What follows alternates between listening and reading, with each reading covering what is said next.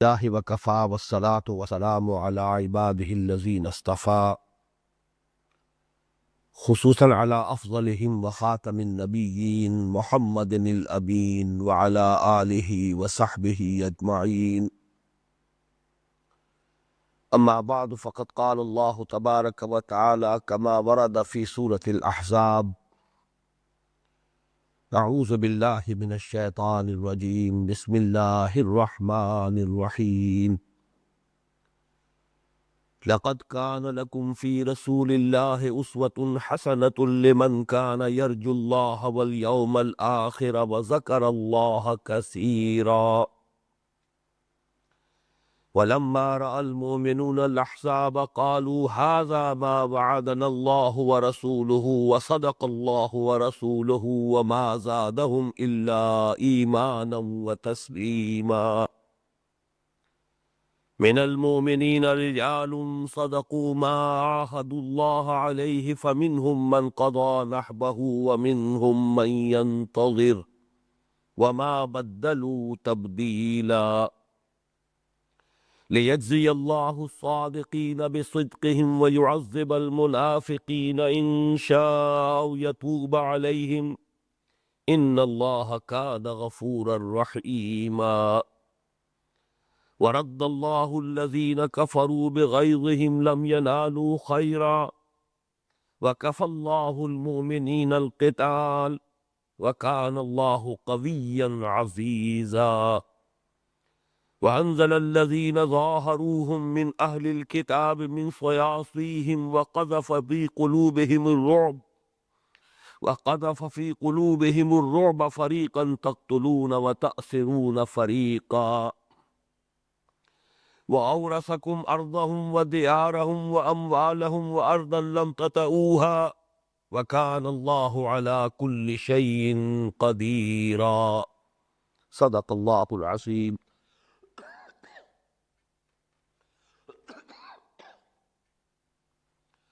رب اشرح لي صدري ويسر لي أمري واحلل عقدة من لساني يفقهوا قولي. اللهم ربنا ألهمنا رشدنا واعذنا من شرور أنفسنا. اللهم أرنا الحق حقا وارزقنا اتباعه وأرنا الباطل باطلا وارزقنا اجتنابه. آمین یا رب العالمین۔ مطالعہ قرآن حکیم کے جس منتخب نصاب کا سلسلے وار درس ان مجالس میں ہو رہا ہے، اس کے حصہ پنجم کا درس ہشتم سورہ احزاب کے 2 رکوعوں پر مشتمل ہے، دوسرا اور تیسرا رکوع۔ ان 2 رکوعوں میں اصلاً اور تفصیلاً تو غزوہ احزاب کا تذکرہ ہے، لیکن ضمناً اور یوں سمجھیے کہ ایک ضمیمے کے طور پر غزوہ بنی قریظہ کا ذکر بھی موجود ہے۔ اس سے پہلے جو 2 نشستیں اس درس پر ہو چکی ہیں، ان میں غزوہ احزاب کے حالات و واقعات کا ایک اجمالی خاکہ بھی سامنے آ چکا ہے۔ اہل ایمان کے لیے جس قدر کٹھن اور مشکل امتحان اس وقت سامنے آیا تھا، اس کا بھی اندازہ ہو چکا ہے۔ پھر اس کے نتیجے میں جو دودھ کا دودھ اور پانی کا پانی جدا ہو گئے، اہل ایمان کا رد عمل اور اہل نفاق کا رد عمل نمایاں طور پر ممیز ہو کر سامنے آ گیا کہ منافقین کا جو خبث باطن تھا، نفاق، وہ ان کی زبانوں پر آ گیا۔ ما وعدنا اللہ ورسولہ الا غرورا، اللہ اور اس کے رسول نے ہم سے جو وعدے کیے وہ جھوٹے ثابت ہوئے، ہمیں دھوکہ دیا گیا، ہمیں سبز باغ دکھا کر بڑھوا دیا گیا۔ اہل ایمان کا طرز عمل، انہوں نے کہا ھذا ما وعدنا اللہ ورسولہ وصدق اللہ ورسولہ، یہی تو ہے جس کا وعدہ کیا تھا ہم سے اللہ نے اور اس کے رسول نے، اور بالکل صحیح فرمایا تھا اللہ نے بھی اور درست فرمایا تھا اس کے رسول نے بھی صلی اللہ علیہ وسلم۔ اور یہی جیسا کہ میں بار بار عرض کر چکا ہوں کہ جو ابتلاء یا امتحان یا آزمائش ہے، اس کا اصل مقصد یہی ہے، جیسا کہ ہم پڑھ چکے ہیں سورہ آل عمران کی ایک آیت میں، حتیٰ یمیز الخبیث من الطیب، اللہ تعالیٰ جدا کر دے، ممیز کر دے پاک کو ناپاک سے۔ یمحص الذین آمنوا، اہل ایمان کی جو جمعیت ہے اسے پاک کر دے، لوگوں کو معلوم ہو جائے کہ ہمارے مابین منافقین کون ہے کہ جن پر ہم اعتماد نہیں کر سکتے، اور خود اہل ایمان کو پاک کر دے، یعنی یہ کہ ان کے دلوں کے اندر اگر کوئی آلائش ہے، کہیں کوئی کسی طرح کی ضعف اور کمزوری ہے تو اس کو بھی دور کر دے۔ یہ پوری طریقے سے یہ فلسفہ ان اسباق میں ہمارے سامنے آ چکا ہے۔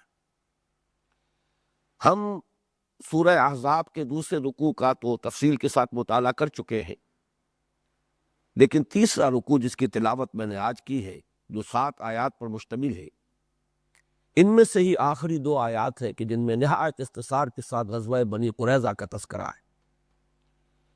اس رکوع کی بھی 4 آیات ہم نے اپنی سابقہ نشست میں کچھ تیزی کے ساتھ، روانی کے ساتھ پڑھ لی تھی، اجلت کی وجہ سے ان کا حق ادا نہیں ہو سکا تھا، لہٰذا آج ہم پہلے ان آیات پر بھی نگاہ بازگشت ڈالیں گے اور پھر یہ کہ غزوہ بنی قریظہ کے بارے میں تفصیل سے گفتگو ہوگی۔ لَقَدْ كَانَ لَكُمْ فِي رَسُولِ اللَّهِ أُسْوَةٌ حَسَنَةٌ لِمَنْ كَانَ يَرْجُو اللَّهَ وَالْيَوْمَ الْآخِرَ وَذَكَرَ اللَّهَ كَثِيرًا۔ تمہارے لیے اللہ کے رسول صلی اللہ علیہ وسلم میں، یعنی ان کی شخصیت میں، ان کی سیرت میں ایک بہت اچھا نمونہ ہے۔ یہ نوٹ کر لیجئے کہ اسوہ جو لفظ ہے اس کے 2 تلفظ ہیں، اسوہ بھی اور اسوہ بھی، اور بالکل پیرلل اس کے الفاظ ہے قدوہ اور قدوہ۔ قدوۃ السالکین یہ آپ پڑھتے ہوں گے، قدوۃ العارفین، بہت سی بڑی شخصیتوں کے ساتھ جب ابتداء میں القاب لگائے جاتے ہیں تو یہ الفاظ آتے ہیں، امام العارفین، قدوۃ السالکین۔ تو اسوہ یا اسوہ اور قدوہ یا قدوہ، ان دونوں کا مفہوم ایک ہی ہے، ایسی ہستی جس کی پیروی کی جائے یا نقالی کی جائے۔ یہ دوسرا لفظ میں نے جان بوجھ کر اس لیے استعمال کیا ہے کہ اسوہ ہو یا قدوہ ہو، یہ اچھے سینس میں بھی استعمال ہوتے ہیں الفاظ اور برے سینس میں بھی استعمال ہوتے ہیں۔ کسی برے کردار کی نقالی، کسی اچھی سیرت کی پیروی اور اس کے نقش قدم پر چلنے کی کوشش، تو لفظ اپنی جگہ پر دونوں احتمالات رکھتا ہے۔ یہی وجہ ہے کہ اس کے ساتھ پھر صفت لائی گئی ہے اسوۃ حسنۃ، لقد کان لکم فی رسول اللہ اسوۃ حسنۃ۔ اے مسلمانوں، تمہارے لیے اللہ کے رسول صلی اللہ علیہ وسلم کی شخصیت مبارکہ میں ایک نہایت اچھا نمونہ ہے، قابل پیروی، ایک نمونہ، ایک اسوہ ہے۔ یہ لفظ آیا ہے قرآن مجید میں کل 3 جگہ پر، اور بالکل اسی ترکیب کے ساتھ، یہی ترکیب توصیفی، صفت اور موصوف کے ساتھ۔ چنانچہ حضرت ابراہیم علیہ السلام کے بیان میں سورہ ممتحنہ میں یہ لفظ 2 مرتبہ آیا ہے۔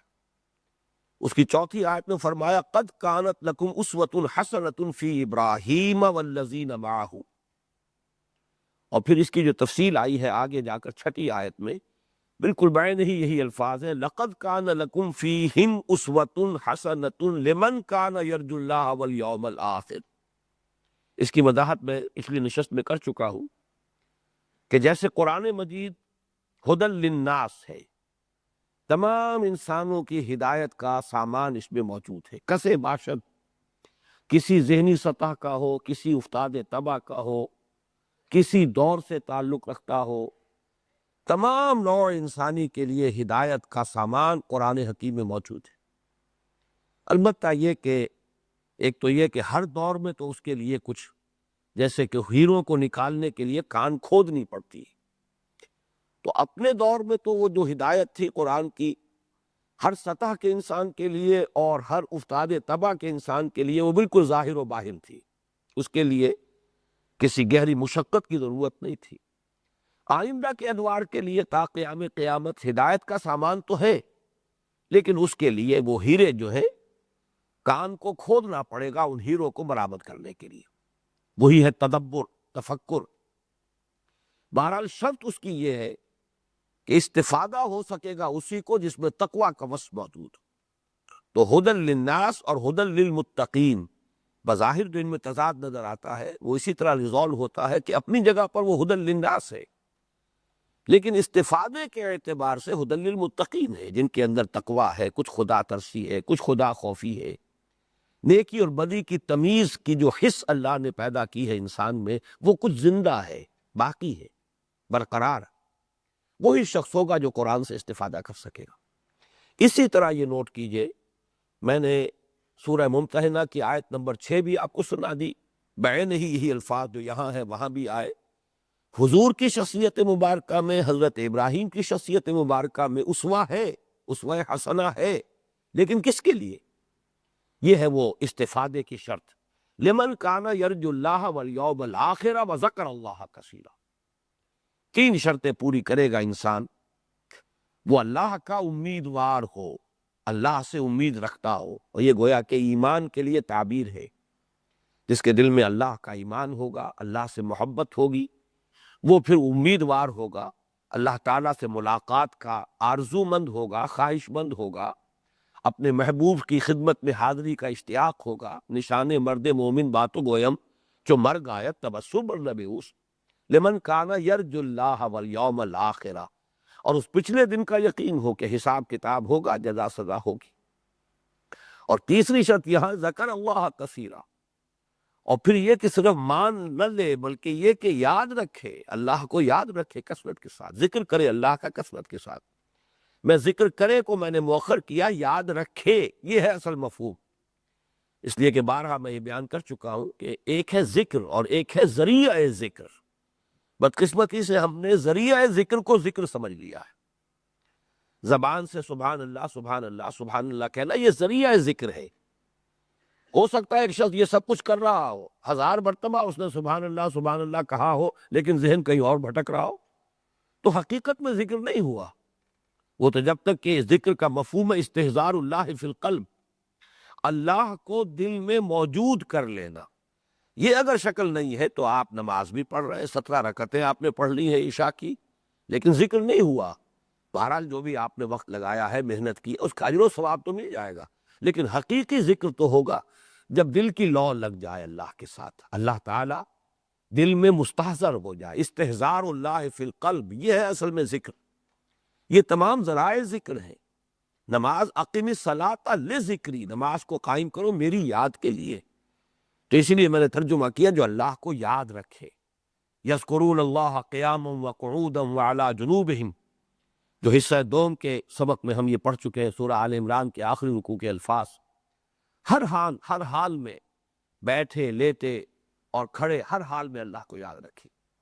تو یہ 3 شرطیں ہوئی حضور کے اسوہ حسنہ سے استفادے کی۔ ایک بات جو میں پچھلی مرتبہ عرض کر چکا ہوں، اختصار کے ساتھ دہرا رہا ہوں، اور وہ یہ ہے کہ حضور صلی اللہ علیہ وسلم کے اسوہ مبارکہ سے متعلق یہ آیت جس کانٹیکسٹ میں آئی ہے وہ بہت اہم ہے، کہ یہ جنگ اللہ کی راہ میں سرفروشی، جاں فشانی، محنت، مشقت، فاقہ جھیل رہے ہیں، اپنے پیٹ پر بھی آپ نے پتھر باندھے ہوئے ہیں، اور جب کہ خندق کھودی جا رہی ہے تو پتھر اٹھا کر خندق سے باہر لے جا کر باہر پھینک رہے ہیں۔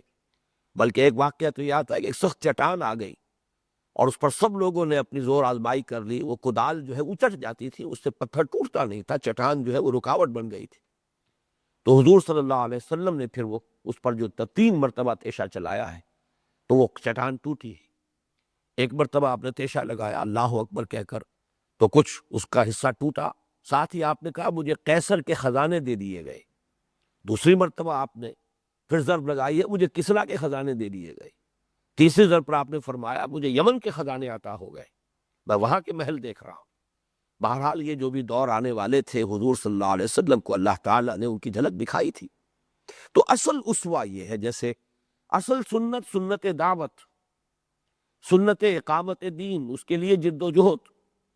باقی چھوٹی چھوٹی سنتوں کی حیثیت کیا ہے؟ جیسے ایک عمارت میں اصل شے تو ہے اس کا سٹرکچر، عمارت مضبوط ہے، RCC سٹرکچر بنایا ہے آپ نے، صحیح طور پر مکسنگ کی ہے، صحیح مقدار میں اس کے اندر آپ نے سیمنٹ ڈالی ہے، اس کو کمپیکشن جو ہوئی ہے، اس کی وائبریشن ہوئی ہے، سب کچھ ہوا، سٹرکچر مضبوط ہے۔ اب اس کے اوپر رنگ روغن ہے۔ یہ چھوٹی چھوٹی سنتوں کی حیثیت جو ہے وہ اس عمارت میں رنگ روغن کی ہے۔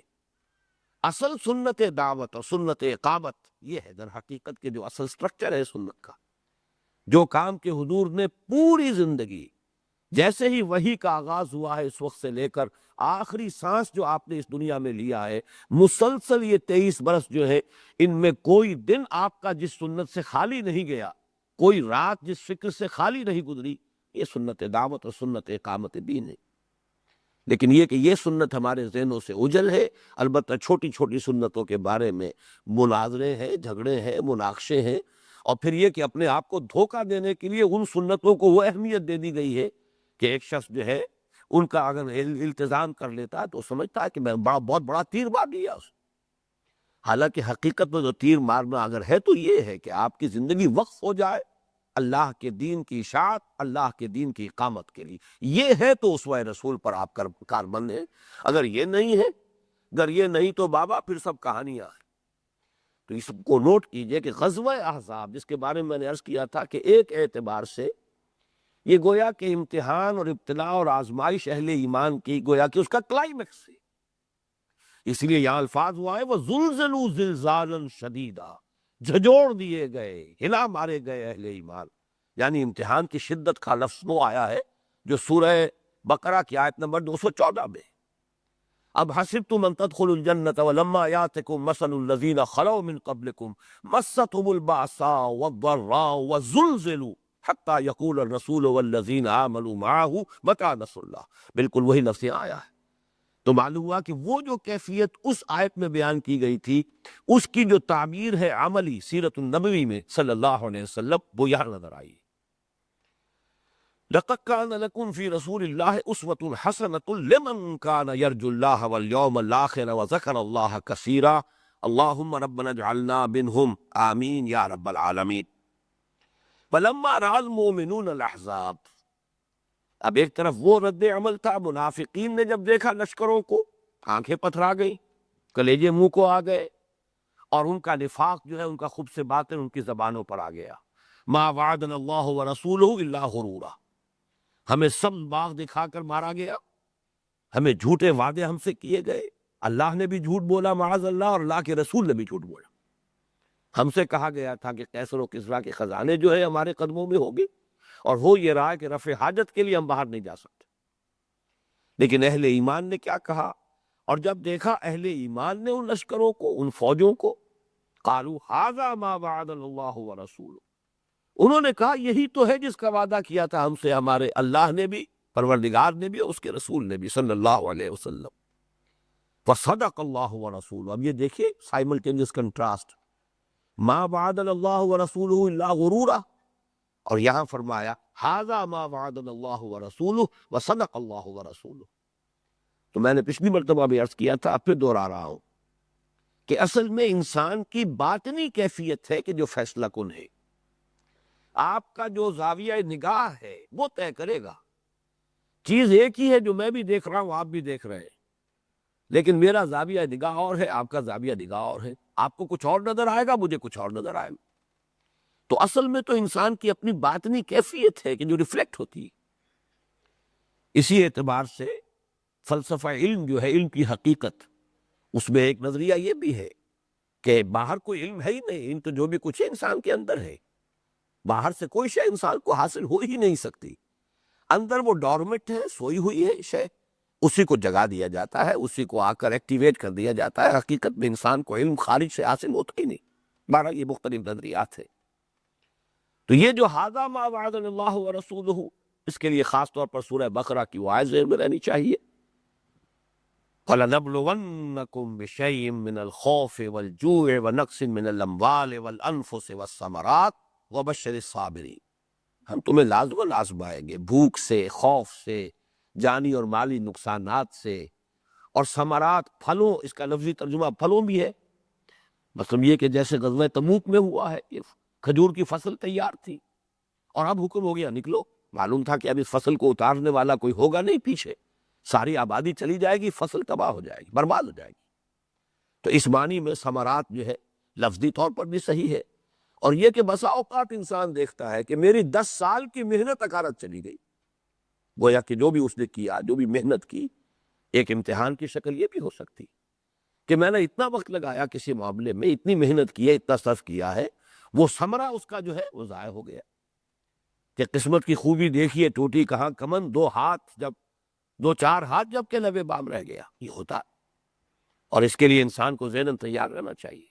وَلَنَبْلُوَنَّكُمْ بِشَيْءٍ مِّنَ الْخَوْفِ وَالْجُوعِ وَنَقْصٍ مِّنَ الْأَمْوَالِ وَالْأَنفُسِ وَالثَّمَرَاتِ وَبَشِّرِ الصَّابِرِينَ، اور اے نبی صبر کرنے والوں کو بشارت دیجیے۔ وَمَا زَادَهُمْ إِلَّا إِيمَانًا وَتَسْلِيمًا، اور نہیں اضافہ کیا ان میں اس پوری صورتحال نے، اس امتحان نے، اس آزمائش نے، اس ابتلا نے، مگر ایمان میں اور ان کی تسلیم کی کیفیت۔ تسلیم، سر تسلیم خم ہے جو مزاج یاد میں آئے، ہر کے بعد بات جو ہو سو ہو، ہم تو اللہ کے حوالے اپنے آپ کو کر چکے، انا للہ و انا الیہ راجعون، ہم اللہ ہی کے ہیں، اللہ ہی کی طرف لوٹ جانا ہے، کل بھی لوٹنا ہے، آج بھی لوٹنا ہے۔ تو فرمایا کہ وما زادہم الا ایمانا و تسلیما، یہ بہت اہم نکتہ ہے کہ ابتلاء و آزمائش سے ایمان اور نکھرتا ہے۔ میں نے عرض بھی کیا تھا کہ بلا یبلو سے خاص طور پر جب باب افعال میں آتا ابلا یبلی ابلاً، تو اس کے تو معنی ہی یہ ہے کہ کسی کو آزمائش میں ڈال کر اس کی خوبی کو نکھارنا، ابھارنا، نمایاں کرنا، اس لیے کہ خوبی بھی تو دبی ہوئی ہے، وہ دیکھ نہیں پا رہا، اسے چھپی ہوئی ہے۔ جب آزمائش میں سے گزرے گا انسان تو اس کی خوبی نمایاں ہو جائے گی، اجاگر ہو جائے گی، اس میں جو خیر ہے وہ ظاہر ہو جائے گا۔ تو ابلا یبلی ابلان کا تو مفہوم ہی یہ ہے، ورنہ بلا یبلو اور ابتلا یبتلی یہ دونوں طرف جائے گا، کہ خیر کو بھی ظاہر کر دے اور شر کو بھی ظاہر کر دے، بھلائی بھی جس کی ہوگی نکھر جائے گی اور جس کے اندر شر ہے وہ بھی کھل کر سامنے آ جائے گا۔ لیکن ابلا یبلی کا جو مادہ آتا ہے وہ جو اس کا جو مصدر ہے وہ آتا ہی خیر کو ظاہر کرنے کے لیے۔ من المومنین، بلکہ یہاں مجھے آج یاد آئے تھے اکبر الہ آبادی کے عارفانہ اشعار ہیں یہ دو، جائے جو تیری محبت میں مجھے وہ جان دے، عیش و کلفت میں رہے محفوظ وہ ایمان دے۔ ایک ایمان وہ ہے کہ سب کچھ ٹھیک چل رہا ہے تو آدمی کا ایمان بھی قائم ہے، برقرار ہے، لیکن یہ کہ ذرا امتحان اور آزمائش آئی تو لڑکھڑا گئے، تو جائے جو تیری محبت میں مجھے وہ جان دے اور عیش و کلفت میں رہے محفوظ وہ ایمان دے، منتشر رہتا ہے مکروہات دنیا سے بہت، اس دل مضطر کو یا اللہ اطمینان دے۔ یہ عارفانہ اشعار میں سے ہے اکبر الہ آبادی کے۔ من المؤمنین رجال صدقوا ما عاہدوا اللہ علیہ، اہل ایمان میں سے وہ جوان مرد ہے، یہاں رجال کا لفظ جو آیا خاص طور پر ان کی بہادری اور شجاعت کو نمایاں کرنے کے لیے، اسی لیے میں صرف مرد ترجمہ نہیں کر رہا، جوان مرد، باہمت لوگ۔ من المؤمنین رجال صدقوا ما عاہدوا اللہ علیہ، انہوں نے پورا کر دیا، سچ کر دیا وہ عہد جو انہوں نے اللہ سے کیا تھا، نباہ دیا اس کو، آخری درجے میں صحیح ثابت کر دیا۔ اب وہ عہد کون سا ہے؟ ایک تو یہ کہ فوری طور پر جو ہے، یہی پر جو ہم آیت پہلے پڑھ چکے ہیں، آیت نمبر 15 جو ہے اس میں الفاظ موجود ہے وَلَقَدْ كَانُوا عَاهَدُوا اللَّهَ مِن قَبْلُ لَا يُوَلُّونَ الْأَدْبَارَ وَكَانَ عَهْدُ اللَّهِ مَسْئُولًا، حالانکہ انہوں نے اللہ سے عہد کیا تھا اس سے پہلے کہ وہ پیٹھ نہیں دکھائیں گے، اور اللہ سے جو عہد کیا جائے اس کے بارے میں باس پرس ہو کر رہتی۔ تو اس وقت میں نے عرض کیا تھا کہ اس کی ایک تعویل خاص ہے، اور وہ تعویل خاص جو ہے وہ تو یہ ہے کہ جو لوگ غزوہ احد میں جنہوں نے وہ 300 کی نفری جو واپس چلی گئی تھی، ان سے پھر جب باس پرس ہوئی ہے تو انہوں نے اثر نو عہد استوار کیا، پھر عہد کیا کہ آئندہ یہ خطا نہیں ہوگی، ایسی لغزش نہیں ہوگی۔ تو یہ تو گویا کہ ایک پرٹیکولر جو واقعہ تھا اس سے گویا کہ متعلق ہو گئی، لیکن یہ کہ یہ تو ہر صاحب ایمان کا ہر وقت جو اللہ کے ساتھ جو ہے عہد ہے کہ جو بھی اس سے عہد کیا ہے اس کے نبھائیں گے چاہے جان جائے۔ ویسے ایک پھر جو بیعت ہوئی ہے، بیعت رضوان، اس کو تو کہا ہی گیا ہے، وہ کچھ عرصے کے بعد ہوئی ہے، غزوہ احزاب کے بعد، جو سمجھیے کہ تقریباً 1 سال کے بعد وہ بیعت رضوان اور صلح حدیبیہ کا واقعہ پیش آ گیا، اور ہمارا اگلا سبق جو ہے وہ بھی در حقیقت اسی سے متعلق ہے۔ تو اسے تو کہا بھی گیا ہے بیعت علی الموت، ایک یہ کہ بیعہ علی اللہ نفر، جس کو بیعت رضوان قرآن میں کہا گیا، اس کی تعبیرات جو ہے روایات میں اس لیے بھی آئی ہے کہ یہ بیعت کی کہ اب ہم یہاں سے بھاگیں گے نہیں، کوئی پیچھ نہیں دکھائے گا ہم میں سے، اور بیعہ علی الموت، موت پر بیعت، اب یہی سب کے سبب ہم جانے دے دیں گے، جان نثار کر دیں گے۔ بہرحال اس کے لیے اگر آپ اس کو زیادہ اس کی تعویل عام کے طور الفاظ چاہے تو وہ پھر سورہ توبہ کے الفاظ ہیں. ظاہر بات ہے کہ نزول کے اعتبار سے مباد میں آئے ہیں، لیکن ہر بندہ مومن کا اللہ کے ساتھ جو عہد ہے، جو اس آیت کو پڑھتے ہوئے ہمیشہ ذہن میں آ جانا چاہیے، وہ ہے ان اللہ اشتری من المؤمنین انفسهم واموالهم بان لهم الجنہ. اللہ نے خرید لیے ہیں اہل ایمان سے ان کے مال بھی، ان کی جانیں بھی، جنت کے عوض. گویا کہ یہ ایمان کی ایک تعبیر ہے. جو شخص بھی ایمان کا دعویٰ کرتا ہے وہ اپنی جان اور مال اللہ کے ہاتھ بیچ چکا. اگرچہ یہ بیع جو ہے یہ بیع سلم کہلائے گی، ہماری فقہ کی جو اصطلاح ہے کہ سب کچھ آپ کو یہاں دے دینا ہے، اگرچہ آپ کو جو کچھ ملنا ہے وہ آخرت میں ملے گا. جنت ہے، قیمت اس کی جنت ہے، اس کا بدل جنت ہے. وہ جنت جو ہے وہ آپ کو آخرت میں ملے گی، لیکن یہاں آپ کو سب کچھ دے دینا. اب جب سب کچھ دینے کا عہد کر لیا ایمان کی شکل میں، تو اب جس وقت جس چیز کا تقاضا کیا جائے اس سے اب اسے پیٹھ دکھانا، پیٹھ پھیرنا، یہ در حقیقت اس عہد کی خلاف ورزی. تو یہاں یہ فرمایا جا رہا ہے کہ ان اہل ایمان نے جو جواں مرد ہے، باہمت ہے، اپنا عہد پورا کر دکھایا، سچا کر دکھایا. فَمِنْهُمْ مَنْ قَضَى نَحْبَهُ، ان میں وہ بھی ہے کہ جو اپنی نظر پوری کر چکے. یہ نحب کے لفظ کو بھی پہچان لیجئے. لفظی ترجمہ ہے نحب، کہتے ہیں اس نظر کو جس کا پورا کرنا لازم. نظر مانی ہے تو اب اس منت کو، اس نظر کو پورا کرنا چاہیے. مجازن اس سے مراد موت ہے. عام طور پر اس کا استعمال جو ہوتا موت کے لیے. اسی لیے نحیب کہتے ہیں اس شخص کو کہ جو بہت بلند آواز سے بین کر رہا ہو کسی کی موت پر، اگرچہ اس کی توسیع کر کے کسی اور صدمے پر بھی کہیں اگر بہت بلند آواز سے گریہ ازاری ہو رہی ہو تو وہ نحیب کہلائے گا. لیکن عام طور پر مجازن جو ہے یہ لفظ موت کے لیے اور موت پر پھر ماتم کرنے کے لیے، بین کرنے کے لیے مستعمل ہے. فَمِنْهُمْ مَنْ قَضَى نَحْبَهُ، ان میں سے وہ بھی ہے جو اپنی نظر گزار چکے، نظر پیش کر چکے، منت پوری کر چکے، یعنی اپنی جانیں دے چکے، جان دے کر سرخرو ہو چکی، جان دی ہوئی اسی کی تھی، فارغ ہو گئی. ان اللہ اشتری من المؤمنین انفسهم واموالهم بان لهم الجنہ. بیع سلم کا جو یہ حصہ ہے کہ ایک طرف کی پیمنٹ پوری ہو جائے، وہ انہوں نے تو کر دی، تو گویا کہ انہوں نے اپنی نظر پوری کر دی، اپنی جان کا نذرانہ پیش کر دیا. وَمِنْهُمْ مَن يَنتَظِرُ، اور باقی جو ہے وہ منتظر ہے کب ہماری باری آئے اور ہم بھی اپنی جان اللہ کی راہ میں دے کر اور ہم فارغ ہو جائیں.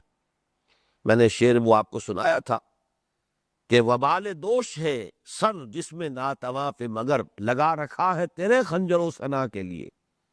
تو یہ کہ انسان جس کے لیے، جس سے بھی محبت کرتا ہے، اب اس کی ابتلا، اس کی طرف سے آنے والے کسی آزمائش کے لیے اپنے آپ کو ہر دم تیار رکھے کہ اللہ تعالیٰ کی طرف سے جب بھی وہ آزمائش آئے گی، جو بھی وقت کا تقاضا ہوگا پیش کر دیں گے، یہاں تک کہ جان حاضر کر دیں گے. وما بدلوا تبدیلا، اور انہوں نے قطعاً کوئی تبدیلی نہیں کی، کوئی تغیر ان میں واقع نہیں ہوا. جو عہد کیا تھا اس پر قائم رہے، ثابت قدم رہے. ان میں سے وہ بھی ہے کہ جو گویا کہ آخری درجے میں سرخرو ہو چکے اور باقی جو ہے وہ منتظر ہے. لِيَجْزِيَ اللَّهُ الصَّادِقِينَ بِصِدْقِهِمْ وَيُعَذِّبَ الْمُنَافِقِينَ إِنْ شَاءَ أَوْ يَتُوبَ عَلَيْهِمْ. لِيَجْزِيَ اللَّهُ الصَّادِقِينَ بِصِدْقِهِمْ، تاکہ اللہ تعالیٰ جزا دے، بدلہ دے سچوں کو ان کی سچائی کا. وہ سچے کون؟ یہاں پھر وہ آیت سامنے آ جانی چاہیے، سورہ الحجرات کی آیت نمبر 15. صادق کا لفظ جب آتا ہے تو ایمان کے حوالے سے صدق کیا ہے؟ انما المؤمنون الذین آمنوا باللہ ورسولہ ثم لم یرتابوا وجاہدوا باموالہم وانفسہم فی سبیل اللہ اولئک ھم الصادقون. اہل ایمان، حقیقت میں مومن تو صرف وہ ہے جو ایمان لائے اللہ پر، اس کے رسول پر، پھر شک میں نہیں پڑے اور جہاد کیا انہوں نے اور کھپا دی اپنی جانیں بھی اور اپنے مال بھی. یہ ہے سچے لوگ، صادق یہ ہے. بلکہ آیہ بر کو بھی یاد کیجئے، وہ پوری ایک سیرت، ایک پوری کردار نگاری کرنے کے بعد آخری الفاظ کیا تھے؟ اولئک الذین صدقوا واولئک ھم المتقون. لیس البر ان تولوا وجوہکم قبل المشرق والمغرب ولکن البر من آمن باللہ والیوم الآخر والملائکۃ والکتاب والنبیین وآتى المال على حبه ذوي القربى واليتامى والمساكين وابن السبيل والسائلين وفي الرقاب وأقام الصلاة وآتى الزكاة والموفون بعہدہم اذا عاہدوا والصابرین فی الباساء والضراء وحین الباس اولئک الذین صدقوا. یہ ہے سچے. انہوں نے گویا کہ اپنے ایمان کو سچا ثابت کر دیا، اپنے دعوی ایمان کے اندر انہوں نے اپنی صداقت کا بھرپور ثبوت فراہم کر دیا. تو وہی بات یہاں فرمائی لیجزی اللہ الصادقین بصدقہم ویعذب المنافقین ان شاء، اور تاکہ پھر اللہ عذاب دے منافقوں کو اگر چاہے. یہ میں نے عرض کیا تھا کہ بڑی تدریج کے ساتھ معاملہ ہوا ہے منافقین کے ساتھ، اور نفاق کا جو تذکرہ قرآن میں آیا ہے. چنانچہ سورہ بقرہ، یعنی یوں سمجھیے کہ غزوہ بدر سے پہلے پہلے جو قرآن نازل ہوا ہے وہ سورہ بقرہ ہے یا سورہ محمد صلی اللہ علیہ وسلم. آپ ان دونوں میں دیکھیں گے کہ لفظ نفاق نہیں آیا. فی قلوبہم مرض، بس جن کے دلوں میں روگ ہے، بیماری ہے. اور یہ لفظ جو ہے دونوں کو کور کر سکتا ہے. ضعف ایمان بھی ایک طرح کی بیماری ہے، اور یہ کہ اگر وہ بیماری اس درجے تک اندر ہی اندر بڑھ چکی ہے کہ نفاق کا سلسلہ شروع ہو گیا. لیکن لفظ نفاق ابھی نہیں آیا. سورہ آل عمران میں آیا ہے شاید ایک مرتبہ صرف، لیکن پھر سورہ نساء میں، پھر یہ جو صورتیں ہیں پھر سب سے زیادہ تفصیل سے آئے گی بات، اور وہ ہے سورہ توبہ میں غزوہ تبوک کے سبب. پھر یہ ہے کہ نفاق کے بارے میں یہاں تک بھی معاملہ سب یہ سن 5 ہے، یوں سمجھیے کہ مدنی دور کے تقریباً نصف تک پہنچے ہوئے. یہاں بھی ابھی آخری بات نہیں فرمائی منافقین کے بارے. ابھی ان کو ایک امید دلائی گئی ہے، اللہ تعالیٰ معاف فرما سکتا ہے، اب بھی باز آ جاؤ، اب بھی توبہ کر لو، اب بھی رجوع کر لو. یعنی ایک تو یہ کہ پوائنٹ آف نو ریٹرن، ایک ایسی حد ہوتی ہے کہ جہاں سے واپس آنا ممکن نہیں ہوتا. لیکن قرآن مجید نے دروازے بند نہیں کیے، گویا کہ منافقین کے لیے ابھی دروازہ کھلا رکھا. در توبہ ابھی وا رہا ہے، کھلا رہا ہے اس وقت تک. لیکن پھر یہ کہ اس کے بعد آپ سورہ منافقون جو ہم پڑھ چکے ہیں ان میں بھی وہ الفاظ آئے، استغفر لہم او لا تستغفر لہم. سورہ توبہ میں الفاظ آئے استغفر لہم او لا تستغفر لہم ان تستغفر لہم 70 مرۃ لن یغفر اللہ لہم.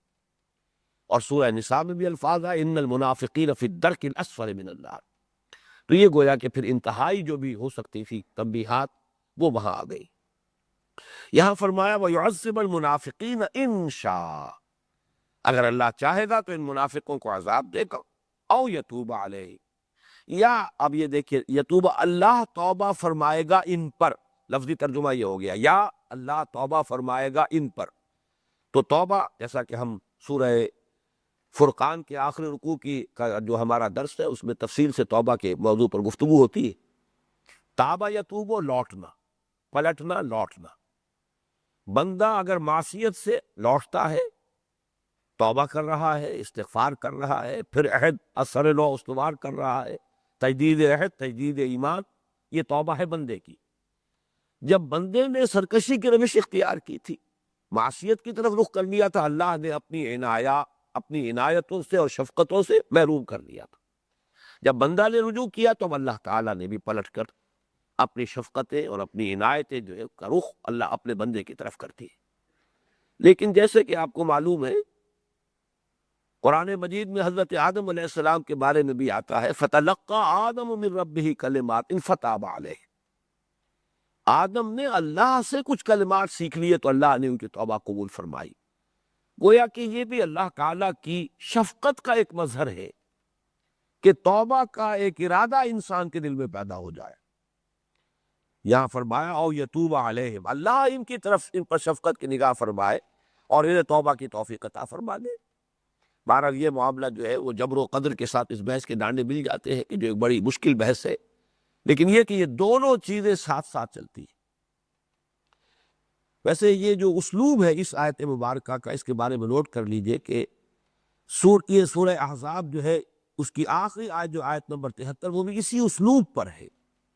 لِيُعَذِّبَ اللَّهُ الْمُنَافِقِينَ وَالْمُنَافِقَاتِ وَالْمُشْرِكِينَ وَالْمُشْرِكَاتِ وَيَتُوبَ اللَّهُ عَلَى الْمُؤْمِنِينَ وَالْمُؤْمِنَاتِ وَكَانَ اللَّهُ غَفُورًا رَحِيمًا. تو یہ انداز جو ہے، اسلوب جو ہے، یہ بالکل وہی ہے کہ جو سورہ احزاب کی آخری آیت کا ہے.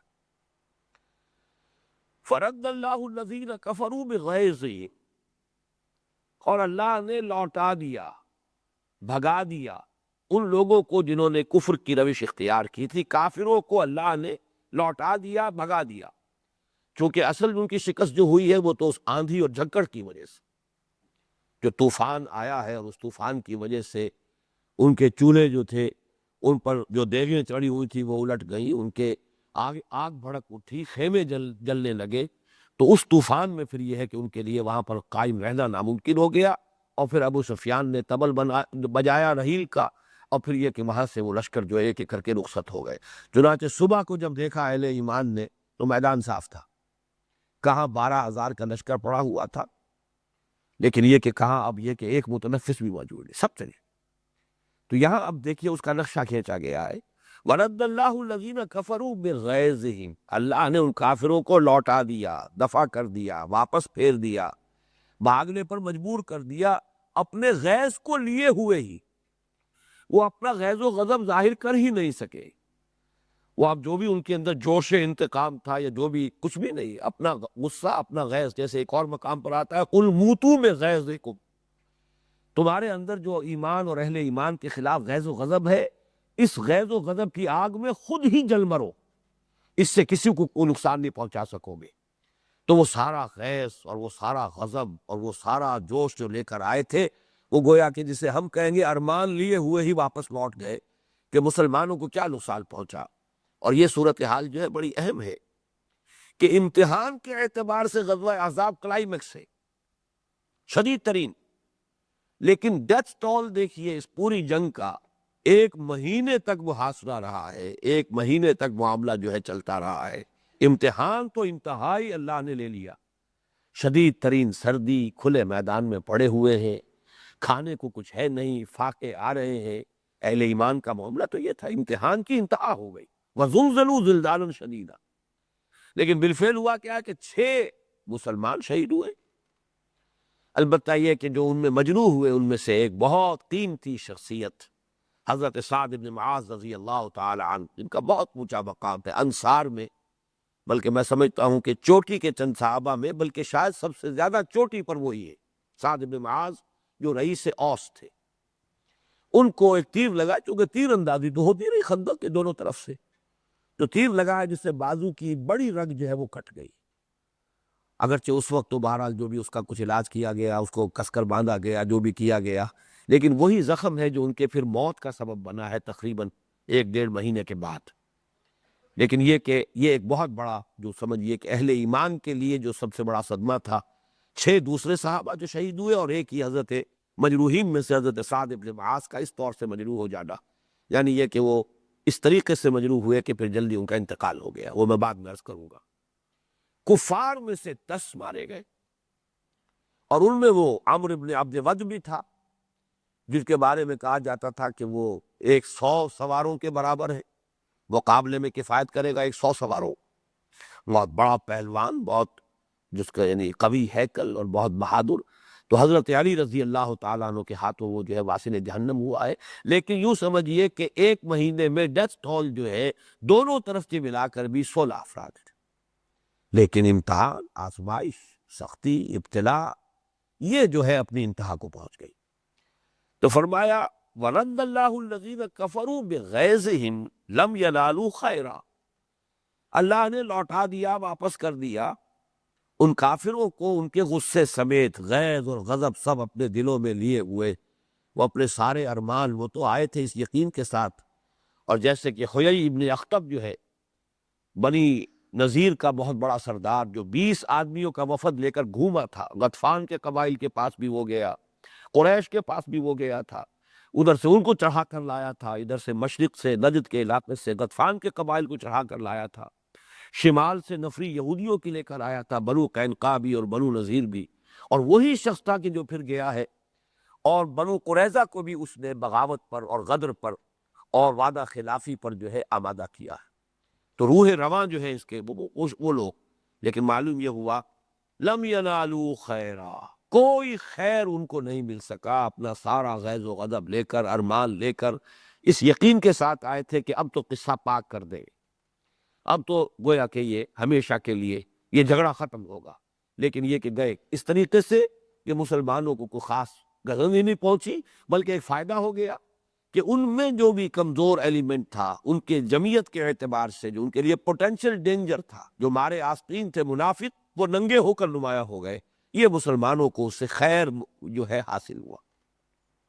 وَرَدَّ اللَّهُ الَّذِينَ كَفَرُوا بِغَيْظِهِمْ لَمْ يَنَالُوا خَيْرًا وَكَفَى اللَّهُ الْمُؤْمِنِينَ الْقِتَالَ، یہ الفاظ بڑے اہم ہیں۔ اور اللہ خود ہی کافی ہو گیا اہل ایمان کی طرف سے جنگ میں۔ اللہ نے اہل ایمان کو جنگ کی تکلیف نہیں دی، دو بدو جس طریقے سے کہ ہوتی ہے جنگ، اس کی تو نوبت ہی نہیں آئی۔ یہ کہ حضرت علی اور ابن عبد ود جو ہے اس کا ان کا تو مقابلہ ہوا ہے، لیکن باقی تو بس یہ کہ ایسے ہی ادھر ادھر سے تیر اندازی ہوئی ہے۔ تو گویا کہ اللہ نے کفایت کی ہے، اہل ایمان کو لڑنے کی تکلیف نہیں دی، اللہ ہی ان کی طرف سے ان کی مدافعت میں کافی ہو گیا۔ اور یاد کیجئے کہ جو اذن قتال کی آیات نازل ہوئی تھی جو سورہ حج میں ہے، ان اللہ یدافع عن الذین آمنوا ان اللہ لا یحب کل خوان کفور، اللہ مدافعت کرے گا اہل ایمان کی طرف سے، لیکن یہ ہے کہ بیچ بیچ میں اللہ تعالیٰ اہل ایمان کی آزمائش کے لیے صورتیں پیدا کرتا ہے، ورنہ تو دفاع جو ہے اللہ تعالیٰ نے اپنے ذمہ لیا ہوا۔ تو وہی بات یہاں فرمائی، وَكَفَى اللَّهُ الْمُؤْمِنِينَ الْقِتَالَ، اللہ تعالیٰ کافی ہو گیا مومن اہل ایمان کی طرف سے جنگ میں۔ جو بھی جھکڑ چلا ہے، آندھی آئی ہے، یا جو عین وقت پر حضرت نعیم اشجعی جو ہے رضی اللہ تعالی عنہ غطفان کے قبائل اشجع میں سے وہ ایمان لے آئے ہیں، وہ حاضر ہو گئے کہ حضور کو خدمت ہو تو میں اس وقت حاضر ہوں، ابھی میرے اس ایمان لانے کا علم جو ہے نہ بنو قریظہ کو ہے اور نہ میرے اپنے قبیلے کے لوگوں کو ہے، اور حضور نے پھر ان کے ذریعے سے ان کے مابین جو ہے وہ ایک بد اعتمادی کی فضا پیدا کی۔ تو یہ ساری چیزیں جو ہے خالصتاً اللہ کی طرف سے، ورنہ یہ کہ اس میں کسی تدبیر کو، اپنی کسی کوشش کو تو کوئی دخل نہیں ہے۔ آندھی آئی تو اللہ کی طرف سے، اور حضرت نعیم یا حضرت نعیم اشجعی جو ہے وہ اگر بر وقت ایمان لے کر حاضر ہو گئے تو وہ بھی اللہ کی طرف سے۔ جیسے کہ حضور صلی اللہ علیہ وسلم نے تو مکے سے مایوس ہو کر رخ کیا تھا طائف کا، لیکن اللہ کی حکمت اور مشیت میں یہ یثرب کی قسمت تھی۔ یثرب چونکہ اسی درس میں یہ لفظ آیا ہے، یا اہل یثرب لا مقام لکم، تمہارے لیے اس لیے وہ لفظ میری زبان پر آیا کہ اس یثرب کو مدینۃ النبی بننے کا شرف حاصل ہونا تھا۔ اللہ کی حکمت وہ ہے، اللہ کی مشیت وہ ہے، لہذا وہاں آپ تشریف لے گئے ہیں اور ناکام واپس آئے ہیں، اور یہاں گھر بیٹھے ہوئے مدینے کے 6 آدمی آ گئے اور ایمان لے آئے، اگلے سال 12 آ گئے، اس سے اگلے سال 72 آ گئے۔ تو اصل میں تو یوں سمجھیے کہ ایک ہے جو کہ عوامل ہے، طبعی عوامل بھی ہے، وسائل و ذرائع بھی ہے جو کہ ہمارے نگاہوں کے سامنے ہے، اور ایک ہے وہ پس پش جو اللہ کی مشیت اور حکمت کار فرما ہوتی۔ ان دونوں چیزوں کو نگاہوں میں رکھنا چاہیے، اگرچہ یہ ضرور ہے کہ اللہ کی وہ حکمت کبھی ہماری سمجھ میں آ جاتی ہے، کبھی نہیں سمجھ میں آتی، لیکن یہ کہ اصل فیصلہ کن شے مشیت رب ہے، اصل فیصلہ کن شے اللہ کی حکمت ہے، اللہ کی مشیت ہے، اس کی تدبیر ہے۔ یدبر الامر من السماء الی الارض، وہ تدبیر فرما رہا ہے اس کائنات کے آسمان سے زمین کی طرف، تدبیر کا یہ سلسلہ جاری ہے اران۔ اور اسی کے ضمن میں وہ حدیث ذرا نوٹ کر لیجئے، ان الفاظ کی مناسبت سے مجھے یاد آئی تھی تو میں نے نوٹ کیا، بڑی پیاری حدیث ہے، من جعل ہمومہ ہما واحدا ہم الآخرۃ کفی اللہ جمیع ہمومہ فی الدنیا، یہ وہی ہے کفی اللہ المؤمنین القتال، اللہ کافی ہو گیا اہل ایمان کے لیے ان کی طرف سے جنگ جو ہے اللہ نے خود لڑ لی، اللہ نے اپنے ذمے لے لی، ان کو اس سے بچا لیا، اور خود جو ہے اللہ تعالیٰ کی طرف سے کفایت ہو گئی جنگ کے معاملے میں۔